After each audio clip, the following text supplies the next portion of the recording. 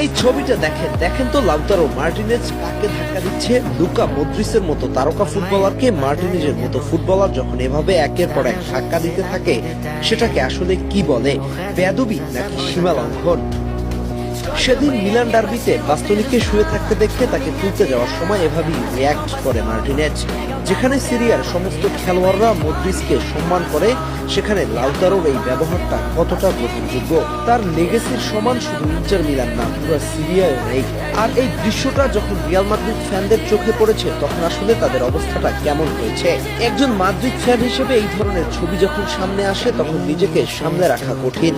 একজন মদ্রিচ যাকে বড় বড় কিংবদন্তিরা সম্মান করে, তিনি নিজেও একজন কিংবদন্তি, অথচ লাউতারো মার্টিনেজের মতো একজন ফুটবলার তাকে একের পর এক ধাক্কা দিয়ে যাচ্ছে। লাউতারো মার্টিনেজের কি একবারও মনে হয়নি আমি কাকে ধাক্কা দিচ্ছি? তার মতো একজন কিংবদন্তি ফুটবলার ক্যারিয়ারের শেষ পর্যায়ে আছে, বলতে গেলে ফুটবলটা এনজয় করছে বলে খেলছেন। তার মতো একজন মানুষকে কিভাবে এমন ধাক্কা দিতে পারে?